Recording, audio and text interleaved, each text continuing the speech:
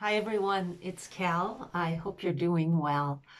I'm in my little kitchen again, and I wanted to answer a very intelligent question that was posted last week. Someone had said, Why should I do the Kundalini? And I thought, no kidding, that should be the first question we're all asking ourselves. Why? Why even bother? Who cares about it? Why is it such a big deal?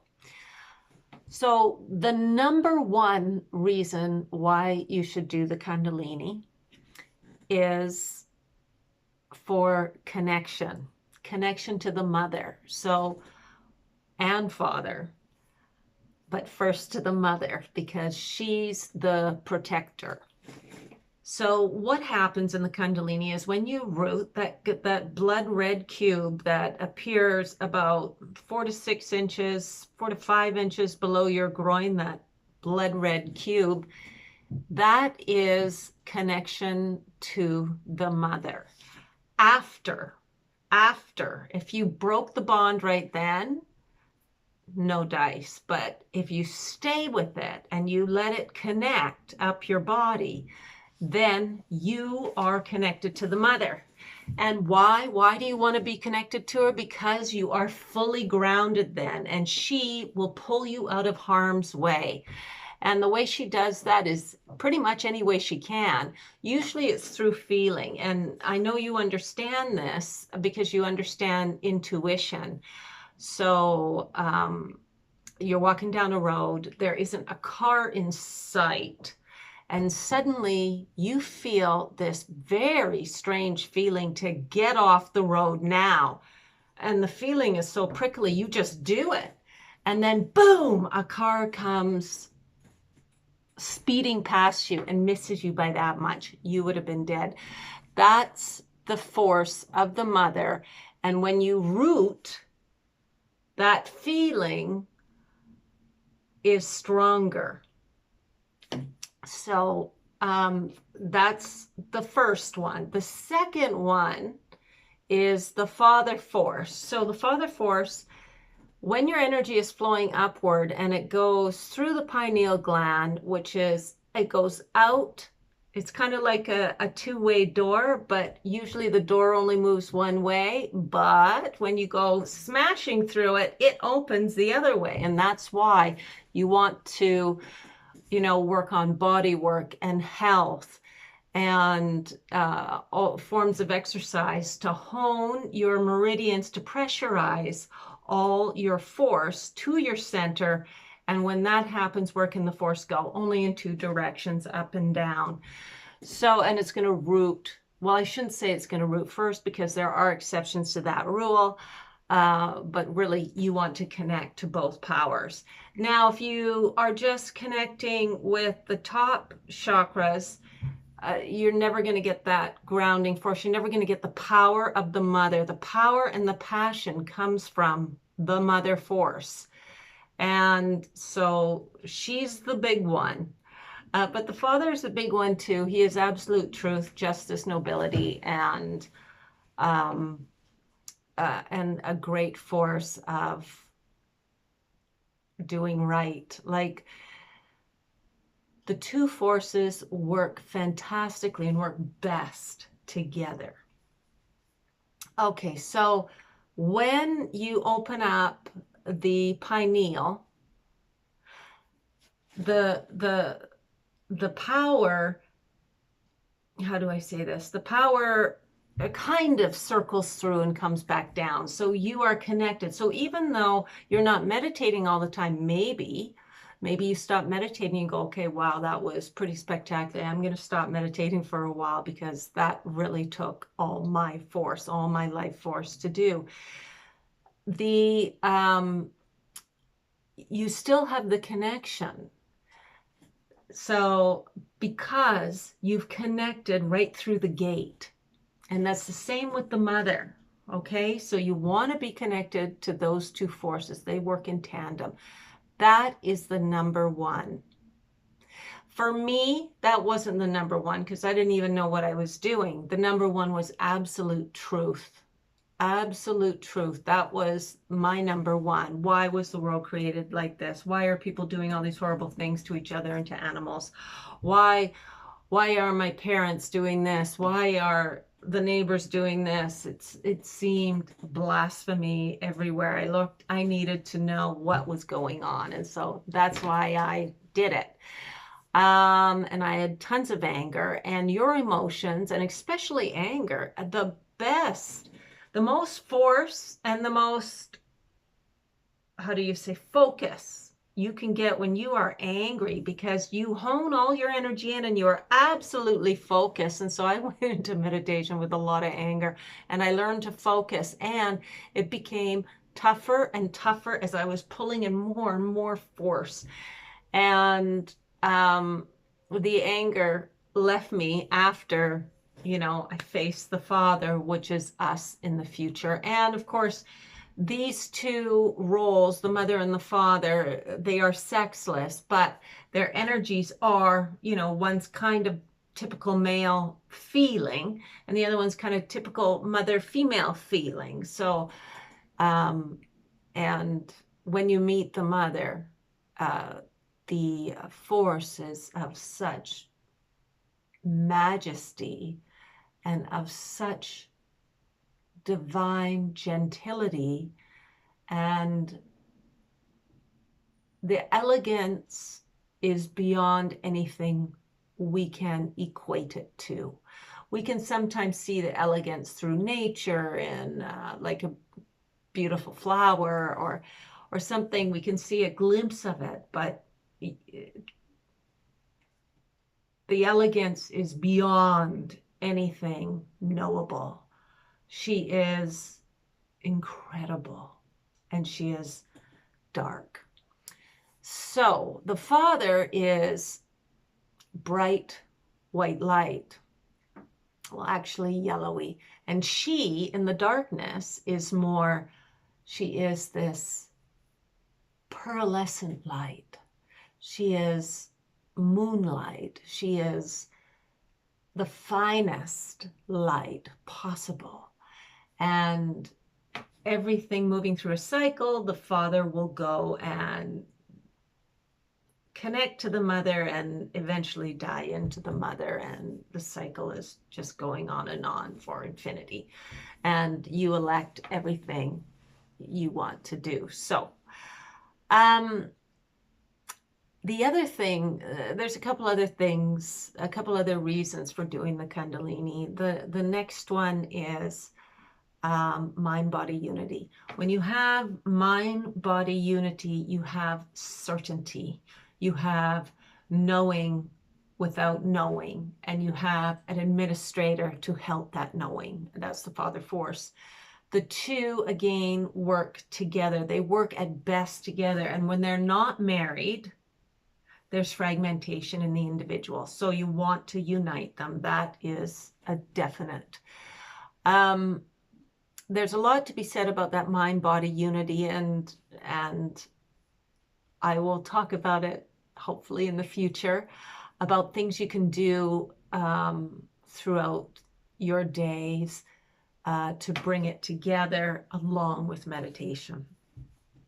Meditation is the bomb. It's the force grower.